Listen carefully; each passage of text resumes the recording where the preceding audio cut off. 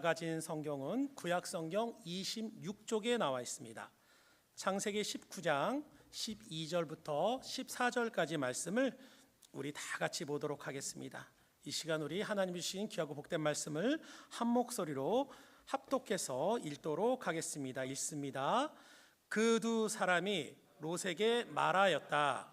식구들이 여기에 더 있습니까? 사위들이나 아들들이나 딸들이나 딸린 가족들이 이 성 안에 더 있습니까? 그들을 다 성 바깥으로 데리고 나가십시오. 우리는 지금 이곳을 멸하려고 합니다. 이 성 안에 있는 사람들을 규탄하는 크나큰 울부짖음이 주님 앞에 이르렀으므로 주님께서 소돔을 멸하시려고 우리를 보내셨습니다. 롯이 나가서 자기 딸들과 약혼한 사익감들에게 이 사실을 알렸다. 롯이 그들에게 말하였다. 서두르게 이 성을 빠져나가야 하네. 주님께서 이 성을 곧 멸하실 걸세. 그러나 그의 사익감들은 그가 농담을 한다고 생각하였다. 아멘. 저는 오늘의 이 본문의 말씀을 가지고 선한 영향력으로 비상해야 합니다라는 제목으로 여러분과 함께 오늘 말씀을 통해서 은혜를 나누고자 합니다.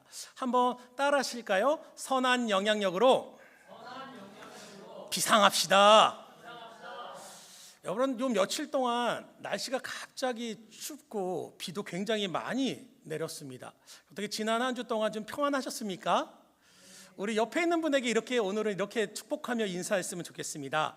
하나님이 당신을 지키십니다 라고 축복의 인사를 건넸으면 좋겠습니다. 하나님이 여러분을 반드시 지키십니다. 아멘. 여러분, 벌써 이제 2월의 마지막 주가 아니에요. 이제 마지막 주일인데 오늘이 교회 절기상으로는 그 예수님의 십자가의 고난과 또 부활을 준비해 가는 사순절 기간이 이제 시작됐습니다. 여러분, 우리가 지난 2주 동안 살펴본 말씀에 대해서 여러분 기억을 하고 계십니까? 우리가 첫 번째는 무엇에 대한 비상에 대해서 말씀을 살펴봤죠? 믿음이죠, 그렇죠? 네, 믿음의 비상에 대해서 살펴봤습니다. 그리고 우리가 지난 시간에는 어떤 비상에 대해서 살펴봤죠? 네, 아멘, 감사합니다. 그렇습니다. 순종에 대한 비상의 말씀을 살펴보았습니다. 그래서 믿음의 성도는 이 믿음과 순종의 비상함이 함께 이루어질 때 그곳에 하나님의 능력의 역사하심이 나타난다라는 것을 우리가 살펴봤습니다. 그리고 오늘 본문의 말씀을 통해서 우리가 함께 나누고자 하는 말씀은 뭐냐면, 그렇다면 왜 하나님은 우리에게 믿음과 순종을 통해서 하나님의 능력의 삶을 살아가야 하는지, 그 이유가 무엇인지에 대해서 여러분과 함께 말씀을 나누고자 합니다. 제가 예전에 새벽 예배 때도 말씀을 드렸는데요, 제가 여러분 보시는 것과 다르게 어떤 분은 보시는 것과 같게 머리가 좀 나쁩니다. 지혜가 좀 많이 부족한 사람이라 성경을 읽다 보면요, 이해가 되지 않는 부분이 너무 많아요. 너무 많아요. 그래서 그 이해가 되지 않는 부분을 막 묵상하는데 그게 해결이 안 되면 그 다음 장으로 넘어가질 못해요. 근데 그 중에 하나가 무엇이었냐면요, 바로 마태복음 5장 13절 14절의 말씀이었습니다. 그 마태복음 5장 13절 14절에 보니까 성경이 이렇게 우리에게 말씀하고 있어요. 너희는 세상의 소금이다. 그리고 14절에 보니까 너희는 세상의 빛이다. 여러분, 좀 이상하지 않습니까? 저만 이상합니까? 제가 이상하다고 느낀 건 뭐냐면, 이것은 하나님의 백성을 향한 말씀이잖아요. 근데 왜 하나님이 우리를 소금, 빛이라고 말씀하셨을까? 저는 이게 이해가 되지 않더라고요. 궁금하더라고요. 우리의 가치나 우리의 존귀함을 나타내시려면 하나님이 우리를 보고 너희는 세상의 금이야, 다이아몬드야, 보석이야, 그러면 좀 더 우리의 존재감이 좀 더 확실하게 드러날 텐데, 너는 세상의 빛이야, 소금이야 라고 말씀하시는 거예요. 그래서 왜 빛이라고 말씀하셨을까? 소금이라고 말씀하셨을까? 그게 이해가 되지 않았습니다. 그런데 하나님이 저를 긍휼히 여기사 불쌍히 여기사 순간 지혜를 주신 게 뭐냐면, 그 앞에 있는 형용사를 통해서 그 의미를 알게 하셨어요. 여러분, 우리를 하나님께서 소금이라고 말씀하셨는데 그냥 소금이 아니에요. 무슨 소금입니까? 앞에 글씨 안 보이십니까? 무슨 소금이요? 그렇죠. 세상의 소금이에요. 빛이에요. 어떤 빛이에요? 세상의 빛이라는 거예요. 그냥 소금이 아니라, 그냥 빛이 아니라 세상의 소금이고 세상의 빛이라고 말씀하고 있다는 거예요. 이 의미가 뭘까요? 바로 이것은 세상을 살아가는 믿음의 백성의 영향력에 대해서 말씀을 하고 있다는 거예요. 소금이 맛없는 음식에, 싱거운 음식에 들어갔을 때 그 맛을 변하는 것처럼, 그 영향력을 미치는 것처럼, 빛이 어두운 가운데 비칠 때 그 어둠을 물리치는 영향력을 나타나는 것처럼 믿음의 백성은 바로 세상에 이런 선한 영향력을, 세상의 영향력을 미치며 살아가야 한다는 것입니다. 그래서 우리는 그냥 소금이 아니라, 그냥 빛이 아니라 세상의 소금, 세상의 빛이라는 사실을 결코 잊어서는 안 된다는 겁니다. 우리 옆에 있는 분들 한번 보세요. 보시고 딱 이렇게 얘기해 주세요. 당신은 세상의 소금입니다 라고 얘기를 하셨는데, 여기서 강조점은 뭘까요?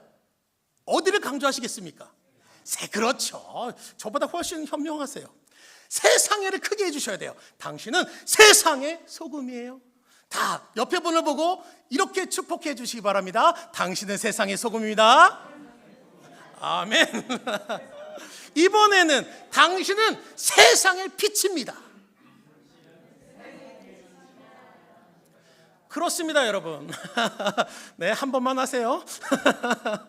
바로 우리는 세상 가운데 이런 선한 영향력을 드러내는 사람이라는 거예요. 그래서 창세기 18장 18절을 보니까요, 이렇게 말씀을 하세요. 창세기 18장 18절에 아브라함은 강대한 나라가 되고 천하 만민은 누구로 말미암아? 그로 말미암아 복을 받게 될 것이다. 바로 하나님께서 아브라함을 통해서 천하 만민이 복을 받는, 아브라함을 통해서 선한 영향력을 이 세상에 나타내시겠다라고 말씀하고 있다는 것입니다. 바로 하나님께서 천국 백성인 우리에게 그 믿음과 순종을 통해서 성령의 능력과 축복을 우리에게 부어주시는 가장 큰 목적이 뭐냐면, 바로 우리를 통해서, 저와 여러분을 통해서 이 땅 가운데 선한 영향력이 드러나게 하시기 원하신다라는 것입니다. 그래서 오늘 본문 말씀을 보면요, 이런 선한 영향력을 온전히 이룬 아브라함과 반대로 대조되는 한 사람을 우리에게 소개하고 있어요. 그게 누굽니까, 여러분? 오늘 본문에 누가 주인공입니까? 롯이라는 사람이에요. 이 롯이라는 사람, 오늘 성경의 배경을 보면요, 소돔과 고모라성, 우리가 잘 알지요. 소돔과 고모라성이 멸망하는 장면이에요. 그래서 창세기 18장을 보면요, 소돔과 고모라를 멸망시키기 위해서 하나님께서 그의 천사들과 함께 오실 때 아브라함이 그 앞에 달려가서 그 소돔과 고모라의 죽어가는 영혼들을 긍휼히 여겨달라면서 하나님께 매달리는 장면이 창세기 18장에 나옵니다. 그런데 오늘 본문에 보면요, 하나님께서 아브라함과 똑같이 롯을 만나시고 그에게 한 가지 사명을 주시는 장면이 나온다는 거예요. 19장 12절의 말씀입니다. 19장 12절의 말씀, 그 두 사람이 롯에게 말하였다. 식구들이 여기에 더 있습니까? 사위들이나 아들들이나 딸들이나 딸린 가족들이 이 성 안에 더 있습니까? 그들을 다 성 밖으로 데리고 나가십시오. 여러분, 얼마나 긴박합니까? 제가 막 빨리 읽은 이유가요, 여기 있어요. 좀 긴박한 느낌을 줘보려고. 한번 성우처럼 얘기를 해봤는데 별로 반응이 없군요, 여러분. 굉장히 긴박한 상황이에요. 굉장히 절박한 상황이라는 거예요. 그래서 롯이 이 천사에게 이 말씀을 듣자마자 서둘러서 자신들의 가족들에게 달려갑니다. 그러면서 본문 14절에 이렇게 성경이 기록하고 있어요. 본문 14절, 롯이 나가서 자기 딸들과 약혼한 사익감들에게 이 사실을 알렸다. 롯이 그들에게 말하였다. 서두르게 이 성을 빨리 빠져나가야 하네. 주님께서 이 성을 곧 멸하실 것세. 그러나 그 사익감들은 그가 무엇을 한다고 생각했다? 농담을 한다고 생각했대요. 농담을 한대요. 지금 롯은 여러분 그 하나님의 말씀을 듣고 절박하게 그 말씀을 전하는데 그의 예비 사위들은 그 말씀을 농담으로 들었다는 거예요. 이 농담으로 들었다는 단어를 보니까 이 단어는요, 그 의미가 비웃다, 조롱하다라는 의미를 담고 있어요.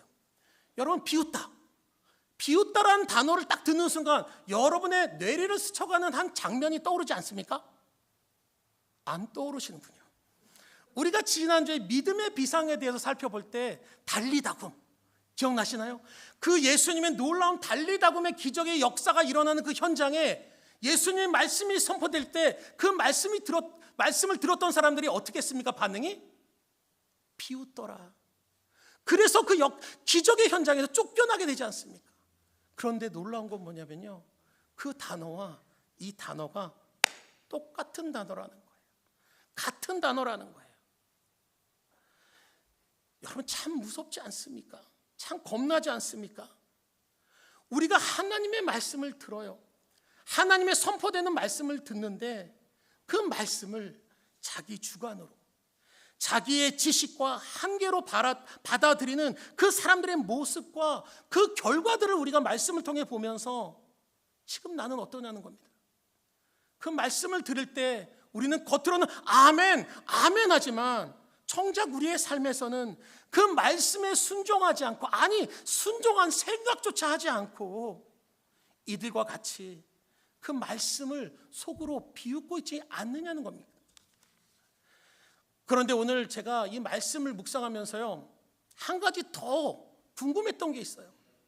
좀 이상했던 게 있어요. 그것은 뭐냐면 롯이 말씀을 전하잖아요. 누구한테 전합니까, 여러분? 사윗감들한테 전해요. 이제 앞으로 예비 사위들이에요.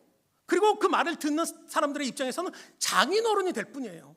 근데 그 장인어른이 하는 말을 이 사람들이 우스운 소리로 비웃었다라는 겁니다. 여러분, 좀 이상하지 않습니까?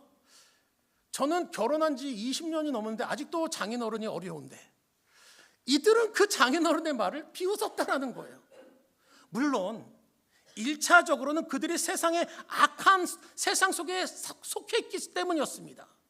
그런데 그럼에도 왜 그 장인이 전하는 그 메시지를 비웃었을까? 그것은 분명 롯에게도 문제가 있었다라는 거예요. 분명히 롯에게도 문제가 있었다라는 것입니다. 그리고 그 문제 때문에 자칭 나는 하나님의 백성이야 하고 하나님의 말씀을 전했던 롯의 그 말에 영적인 영향력이 상실돼 버렸다라는 것입니다. 그렇다면 그 문제가 무엇일까요, 여러분? 그 이유는 바로 이 롯 또한 악한 세상에 물든 사람이었다라는 것입니다. 이 롯 또한 그 세상에 그 사회들과 똑같이 악한 삶을 동화돼서 살아가고 있었다라는 것입니다.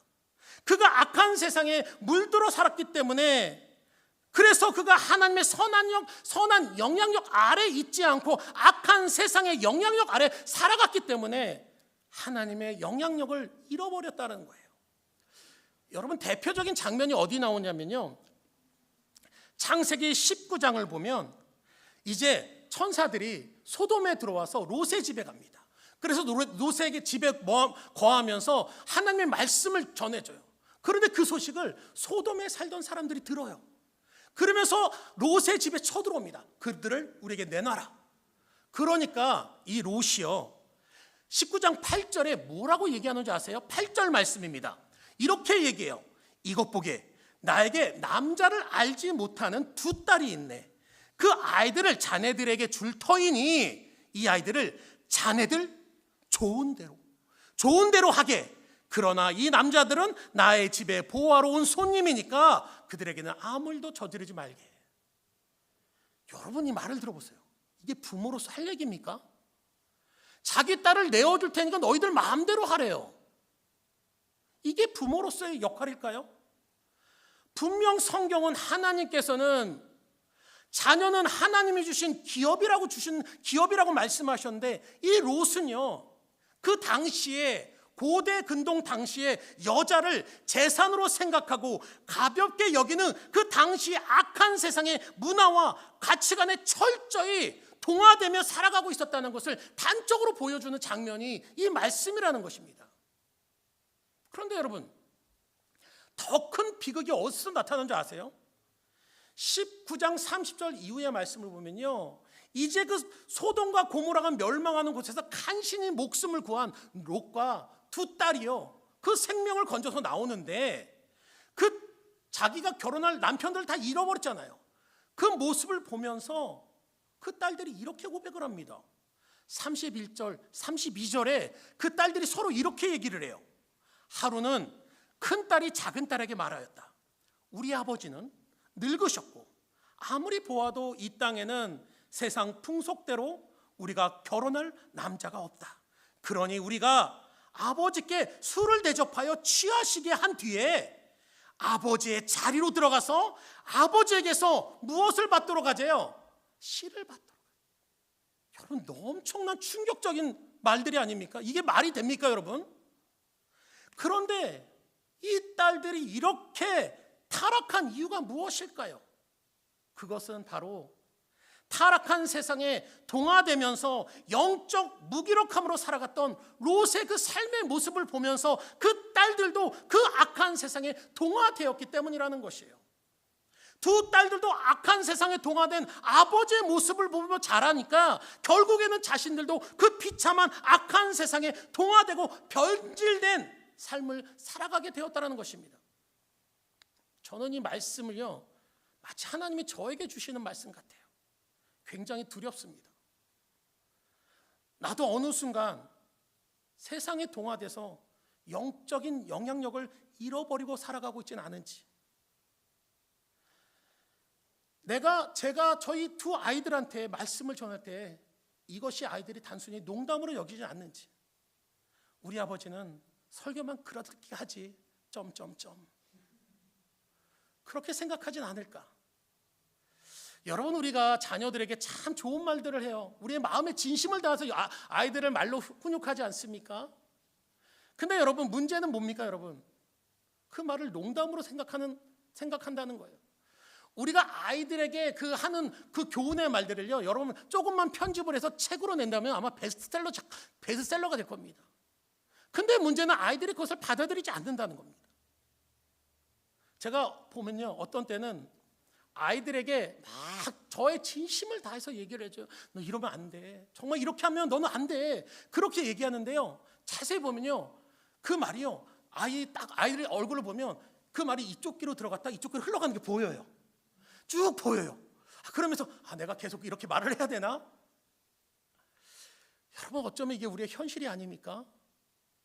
제가 일부 예배 때 했더니 어떤 분이 아멘 하더라고요. 왜 그렇습니까, 여러분? 바로 우리가 이 세상에 물들어서 하나님이 주신 부모로서의 영적 영향력을 잃어버렸기 때문이 아닐까요?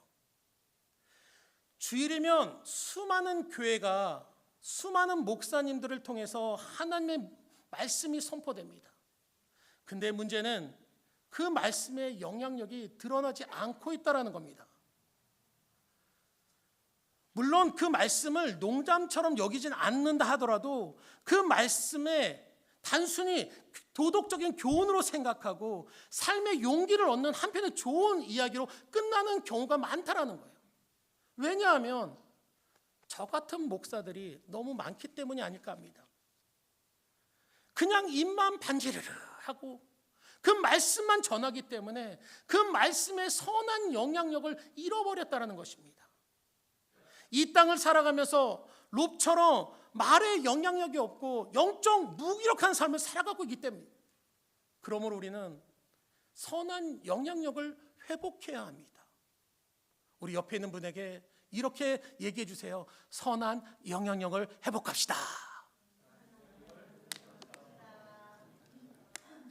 이렇게 제가 하는 이유는 물 한 모금 좀 마시려고요.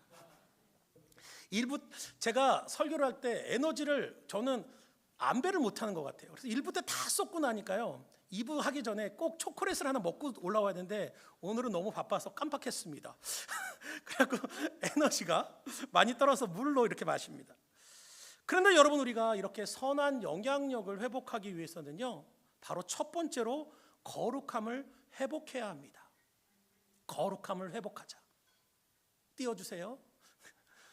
첫 번째, 선한 거룩함을 회복해야 됩니다. 우리 한번 따라할까요? 거룩함을 회복하자.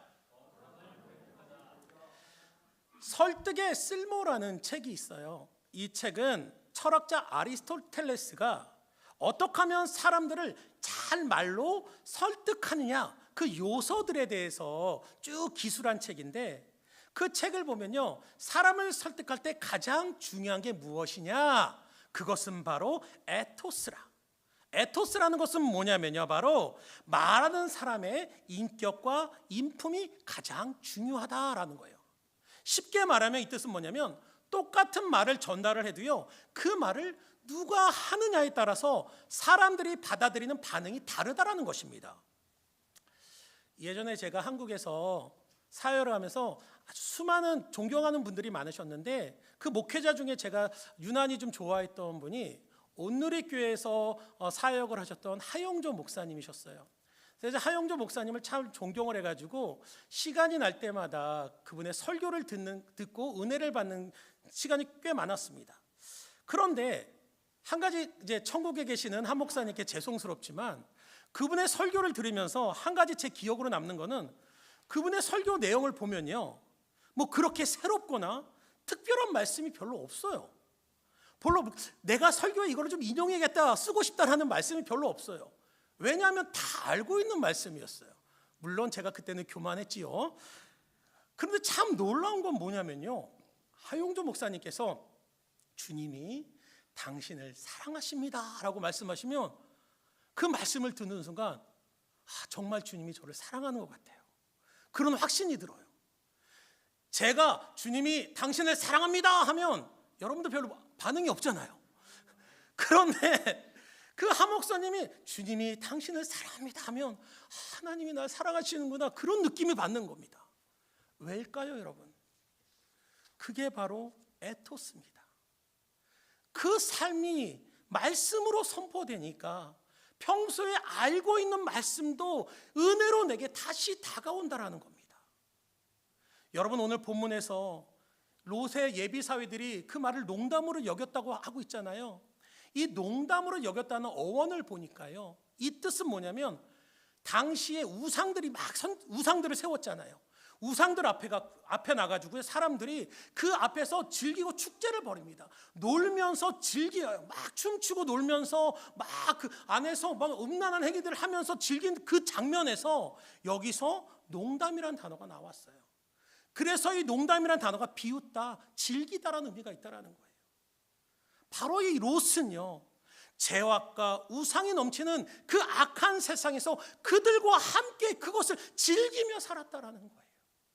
구별된 삶이 아니라 그 악한 문화와 그들과 함께 동화돼서 그것을 즐기며 누리며 살았다는 것입니다. 그들과 똑같은 악한 삶을 살았기 때문에 그들은 그들과 똑같은 롯의 말을 농담으로 여겼던 것입니다. 우습게 여겼다는 것입니다. 그래서 결국 그 하나님의 말씀에 영적 권위가 상실돼 버렸다는 거예요. 여러분, 우리는 기억해야 합니다. 우리가 하나님의 영향력 아래 있지 않고 세상의 영향력을 받고 살아가면 우리 안에 거룩함은 사라집니다. 그리고 그 영적인 영향력, 하나님의 인도하심과 능력도 우리 가운데 역사하지 않는다는 것입니다. 그래서 로마서 12장 2절에 보면 이렇게 말씀을 하고 있어요. 너희는 이 세대를 본받지 말고 오직 마음을 새롭게 함으로 변화를 받아 하나님의 선하시고 기뻐하시고 온전한 뜻이 무엇인지 분별하도록 하라. 또 레위기 11장 45절에 보니까 이렇게 말씀을 하고 있습니다. 다음 넘겨주세요. 나는 너희의 하나님이 되려고 너희를 애굽 땅에서 인도하여 낸 여호와라. 내가 거룩하니 너희도 어떡하라? 거룩할지어다. 거룩해야 된다고 말씀하고 있어요. 여러분, 예전에 제가 이 거룩하다라는 단어를 설명드린 적이 있습니다. 이 거룩하다라는 단어는 구별하다라는 의미를 갖고 있다고 말씀드렸습니다. 근데 구별하다라는 이 단어가요, 똑같은 것들을 이렇게 따로 구별하다는 그런 의미가 아니에요. 이 구별하다는 의미는요, 가치를 가지고 구별한다라는 거예요. 예를 들어서 여기에는 1,000원짜리 아니 1달러짜리를 모아놓고 여기에는 10달러짜리를 모아놓고 여기에는 100달러짜리를 모아놨다. 그렇게 구별시켰다라는 게 그 거룩하다는 의미라는 것입니다. 바로 하나님은 저와 여러분을 그런 존귀한 자로 구별해 놓으셨다라는 거예요. 아멘. 그런데 여러분 문제는 뭡니까? 이 100달러짜리가요 1달러처럼 살아가요. 이 100달러짜리가 10달러짜리처럼 살아간다는 것입니다. 그러다 보니까 그 100달러가 가지고 있는 존귀함을 잃어버리고 상실해버리게 되었다는 것입니다. 그러므로 우리가 이 땅에서 선한 영역을 회복하기 위해서는 그 무엇보다도 주님이 주신 존귀함을 회복해야 됩니다. 거룩함을 회복해야 된다는 것입니다. 예전에 제가 창세기를 보면서 왜 하나님이 나를 만드셨을까? 그게 굉장히 궁금했습니다. 그래서 성경을 찾아보는데 창세기 1장 26절, 27절에 보니까 이렇게 하나님이 말씀하고 계십니다. 하나님이 말씀하시기를 우리가 우리의 형상을 따라 우리의 모양대로 사람을 만들자. 그리고 그가 바다의 고기와 공중의 새와 땅에 사는 온갖 들짐승과 땅 위를 기어다니는 모든 길짐승을 다스리게 하자 하시고 하나님이 당신의 형상대로 사람을 창조하셨으니 곧 하나님의 형상대로 사람을 창조하셨다. 하나님이 그들을 남자와 여자로 창조하셨다. 아멘. 여러분 이 본문에서 강조하고 있는 게 뭘까요? 여러분 계속해서 강조하고 있는 거 뭘까요? 하나님의 형상이래요. 여기서 모양이란 단어 뒤에 형상이란 단어에 똑같은 단어를 쓰고 있어요. 이 짧은 구절에서 하나님께서 사람을 창조하면서 무려 4번이나 강조하시는 말씀이 뭐냐면 하나님의 형상, 하나님의 형상대로 우리를 만드셨다라는 것입니다. 바로 그 이유는 뭡니까? 거기에 하나님의 목적이 있었다라는 것입니다. 그러면 이 형상이라는 의미가 무엇일까요, 여러분? 이 형상이라는 의미를 찾아보는데요, 이 단어가 어디서 나왔냐면요, 큰 나라, 대제국, 이 미국과 같은 넓은 나라에서요 황제, 그러니까 지금 대통령이 당선됐어요. 딱 뽑혔는데 이제 내가 누군지 백성들이 알아야 되잖아요. 근데 그 당시에는 어떻게 알려야 될지 방법을 찾아야 됩니다. 여러분 같았으면 어떻게 알리시겠습니까? 여기 이제 여러분이 대통령이 됐어요. 근데 이제 옛날이에요. 어떤 분은 인터넷으로 빨리 알리면 됩니다. 근데 그 당시에는 인터넷이 없습니다, 여러분. 딱 대통령이 딱 되는데 사람들한테 알려야 돼요. 여기 멀리 워싱턴이나 시애틀이나 뉴욕에 내가 새로운 대통령이 뽑혔다는 걸 어떻게 알릴 수 있을까요? 방법이 뭘까요, 여러분? 인터넷도 없고 전화도 없고. 그렇다면 그 당시에는요 동상을 만들었어요. 황제의 모습과 똑같이 동상을 만듭니다. 1:1 똑같이. 그러고 나서 그 만든 동상을 방방곡곡에 보내는 거예요. 시애틀도 보내고 뉴욕에도 보내고 워싱턴에도 보내고 샌프란시스코도 보냅니다. 그러면서 그 동상을 세워놓은 곳을 그 백성들이 지나갈 때마다 우리 황제가, 우리 대통령이 이렇게 생기셨구나, 이 사람이 우리 왕이구나, 황제구나, 그것을 알게 했다. 바로 거기서 형상이라는 단어가 나왔다라는 거예요. 그래서 하나님이 우리를 하나님의 형상으로 만드셨다. 그 뜻은 뭡니까? 여러분을 볼 때마다, 우리가 가는 곳마다, 내가 서 있는 그곳마다 나를 통해서 하나님의 살아계심이 보여져야 된다라는 거예요. 아멘. 옆에 분에게 이렇게 얘기해 주세요. 당신을 보니까 정말 하나님이 살아계시는군요. 왜 말을 못합니까, 여러분? 네, 그렇게 될 겁니다, 여러분.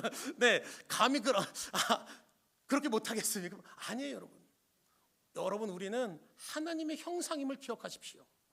그래서 우리는 이 땅을 살아갈 때 바로 하나님의 형상, 그 존귀함을 회복해야 됩니다.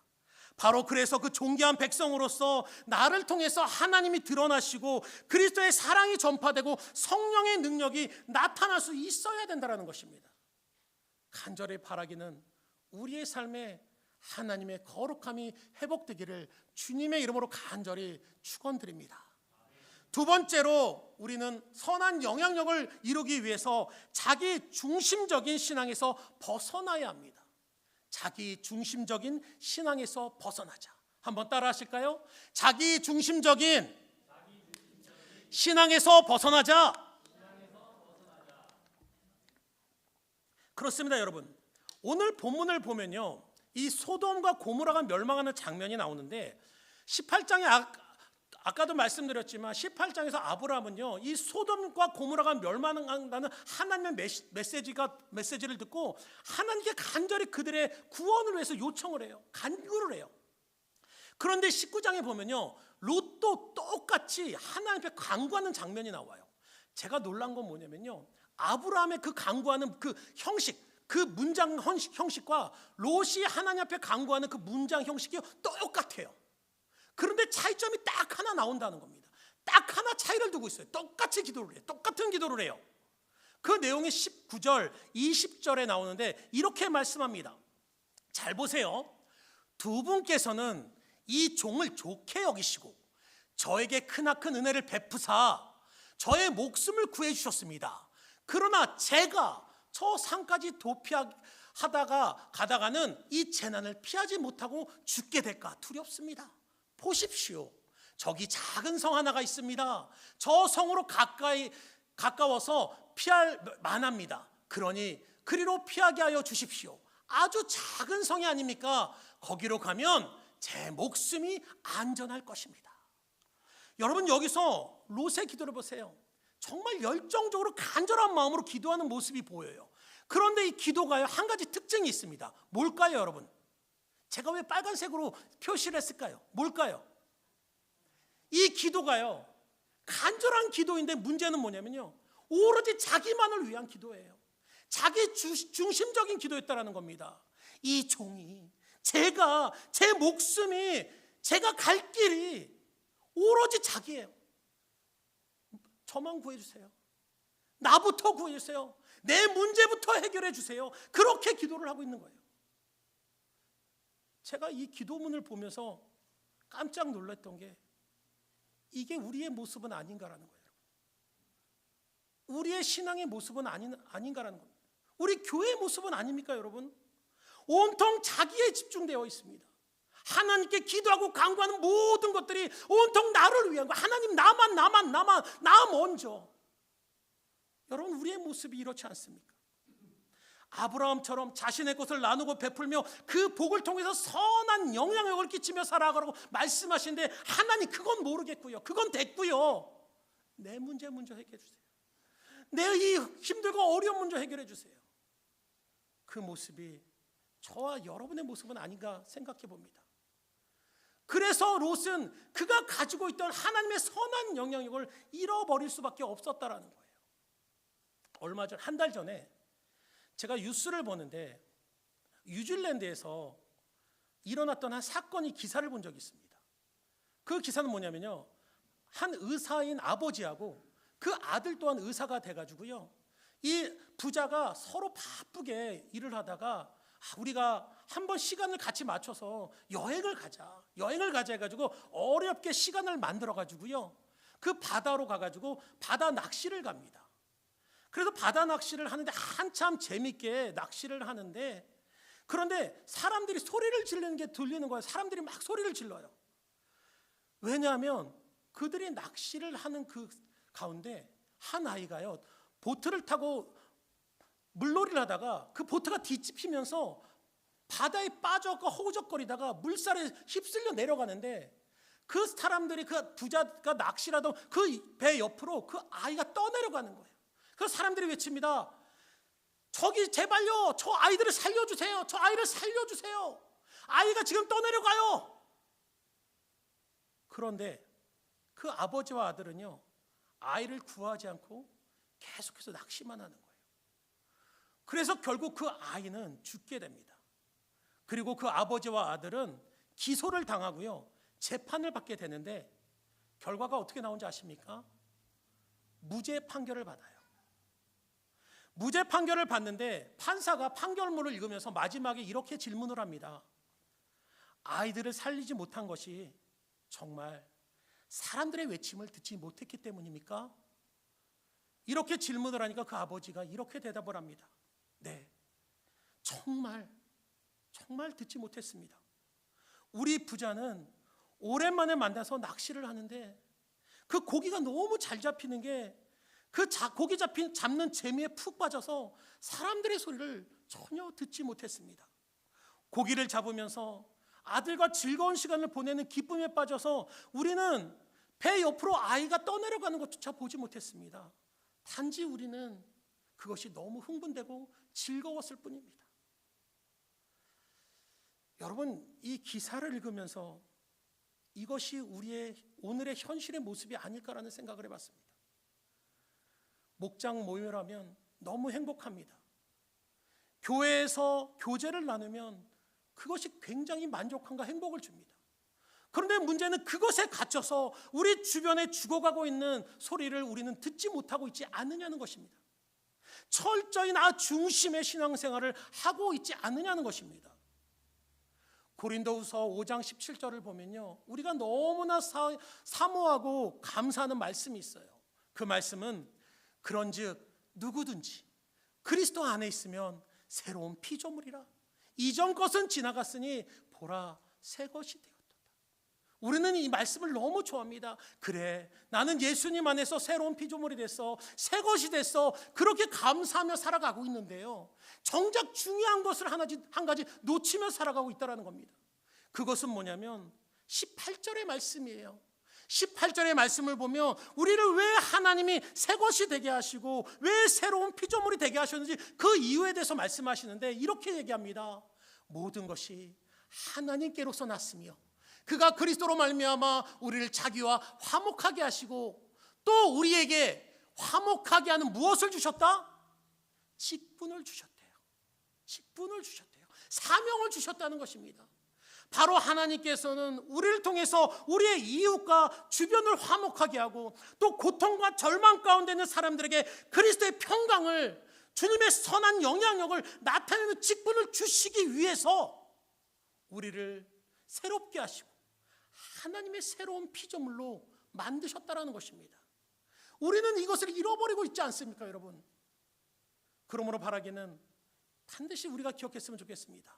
나는 하나님의 형상 가운데 화목케 하는 직분의 사명을 가지고 있음을 여러분 잊지 마시길 바랍니다.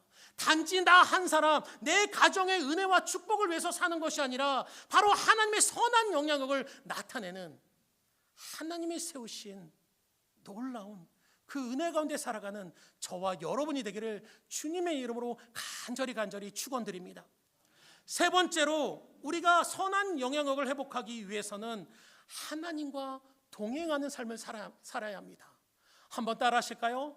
하나님과 동행하는 삶을 살자. 여러분, 이사야 41장 8절의 말씀을 보면요, 하나님이 아브라함에 대해서 얘기를 하시는데 굉장히 놀라운 말씀이 나와요. 이사야 41장 8절에 보니까 이렇게 말씀합니다. 그러나 나의 종 너 이스라엘아, 내가 택한 야곱아, 나의 벗 아브라함의 자손아. 아브라함을 뭐라고 얘기하십니까? 나의 벗이래요. 나의 친구래요. 여러분, 여기서 벗이란, 친구란 히브리어의 의미는 뭐냐면요, 숨김이 없다, 내가 감춤이 없다, 비밀이 없다, 그에겐 나의 것을 모두 알려준다라는 의미에서 이 친구라는 단어가 나왔어요. 바로 이것에서 소통한다는 의미가 나왔다는 것입니다.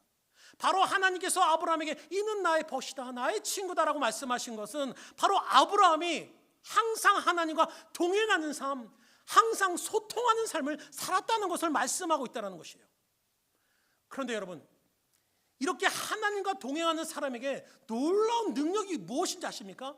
제가 오늘 본문을 보다가요, 정말 기절하는 줄 알았어요. 내가 이 말씀을 왜 몰랐을까 그동안. 깜짝 놀란 말씀이 19장 29절에 나와 있어요. 19장 29절에 보니까 이렇게 말씀합니다. 하나님은 들에 있는 성들을 멸하실 때에 누구를 기억하셨다? 아브라함을 기억하셨다. 그래서 하나님은 롯이 살던 그 성들을 재앙으로 뒤덮으실 때 롯을 그 재앙에서 건져주신 것이다. 놀라운 말씀이에요, 여러분. 하나님이 롯을 살려주셨는데요, 누구 때문에 살려주셨대요? 아브라함 때문에 살려주셨대요.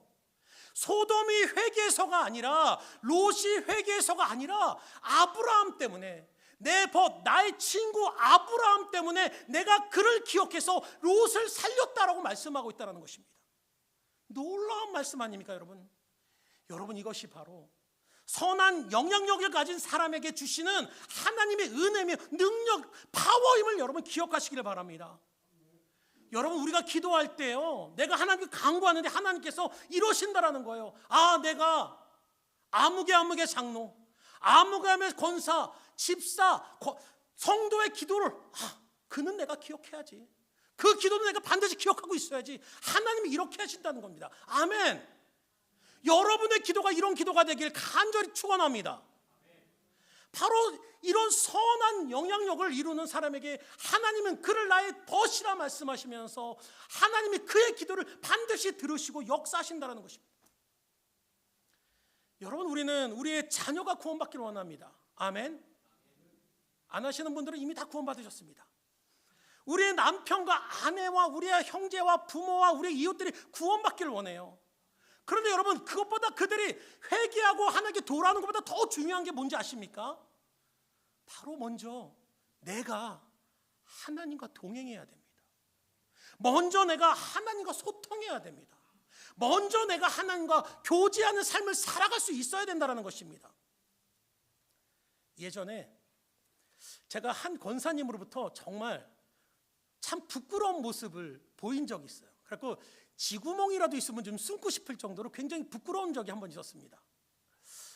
그 이유는 뭐냐면 항상 그 권사님께서 새벽 예배마다 빠짐없이 일찍 나오셔서 예배를 드리시는 거예요. 그 하루는 제가 그 권사님에게 인사 말씀으로, 권사님 새벽 예배 나오시는 거 너무 힘들지 않으세요? 그렇게 질문을 드렸어요. 그런데 그 권사님이 정말, 여러분, 우문현답이라고 사자성어를 아십니까?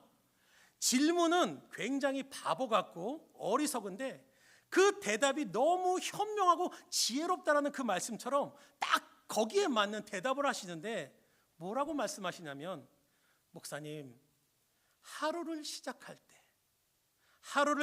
때 첫 번째로 내 귀로 듣는 소식이 세상의 소식이라면, 또 내가 하루에 첫 번째로 하는 입술의 말이 세상의 말이라면, 저는 그 하루를 세상의 영향을 받으면서 살아갈 수밖에 없을 것입니다.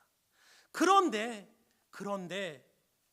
그 첫 번째 듣는 소식이 하나님의 말씀이고, 첫 번째로 내 입술에서 고백하는 것이 찬송이고 기도라면, 그 하루는 그 말씀과 기도를 붙들며 살아갈 수 있기 때문에 저에게 이 새벽 예배는 그 하루를 하나님과 함께 시작하는 생명과 같은 시간입니다. 아멘. 저보다는 그분이 설교를 해야 합니다. 그 말을 듣고 너무 부끄러웠습니다. 과연 여러분, 우리는 어떻습니까? 하루를 무엇으로 여러분 시작하고 계십니까? 하나님의 선한 능력과 영향력의 삶을 살기를 원한다고 간절히 기도하고 간구하면서 과연 우리의 삶의 시작은 무엇으로 시작하고 있느냐는 것입니다. 여러분, 여러분의 남편과 아내와 자녀와 부모가 영적으로 회복하기를 원하십니까? 그렇다면 그들의 변화와 회개보다 더 중요한 것이 있다는 것을 여러분 기억하시길 바랍니다. 그것은 바로 우리의 간구와 기도라는 것입니다. 이것이 바로 선한 영향력의 시작이며 능력이라는 사실을 여러분 결코 잊지 마시길 바랍니다. 우리의 기도로, 우리의 간구로 우리의 영혼, 죽어가는 그 가정이 회복돼야 됩니다. 우리의 죽어가는 삶의 현장들이 바로 나의 기도와 간구 가운데 선한 영향력으로 회복되어야 된다는 것입니다. 그래서 하나님은 우리에게 원하시는 게, 우리를 통해서 비상케 원하시는 게 바로 우리를 통해서 선한 영향력을 이루기 원하시기 때문에 바로 우리를 비상케 하시길 원하시더라는 사실입니다. 이 한 구절을 여러분 오늘은 꼭 기억하고 가셨으면 좋겠습니다. 일주일 동안 살아가실 때 이 말씀을 가슴에 새기면서 살아가셨으면 좋겠습니다. 이사야 32장 8절의 말씀입니다. 이사야 32장 8절에 이렇게 얘기합니다. 우리 다 같이 한번 읽을까요? 시작. 존귀한 자는 존귀한 일을 계획하나니 그는 항상 존귀한 일에 서리라. 아멘, 아멘, 아멘. 누가 존귀합니까? 주일날 성경책 옆구리에 끼고 와서 신 목소리로 할렐루야, 이런 사람이 존귀한 자가 아니고요, 존귀한 일을 계획하는 사람, 존귀한 일을 생각하는 사람, 존귀한 일에 서 있는 그 사람, 존귀한 일을 위해서 목숨을 걸고 살아가는 그 사람이 존귀한 사람이라는 것입니다. 간절히 바라기는 저와 여러분이 하나님의 존귀한 자로 회복되길 원합니다. 그래서 존귀한 자로서 이 땅 가운데 선한 영향력으로 비상하는 삶을 살아가는 저와 여러분이 되기를 주님의 이름으로 간절히 축원드립니다. 이 시간 우리 하나님 앞에 찬양으로 기도하며 나가길 원합니다. 이 시간 우리 찬양할 찬양은 은혜라는 찬양이에요. 이 시간 우리 다 같이 일어나서 하나님 앞에 우리의 결단을 찬송을 드리며 나갔으면 좋겠습니다.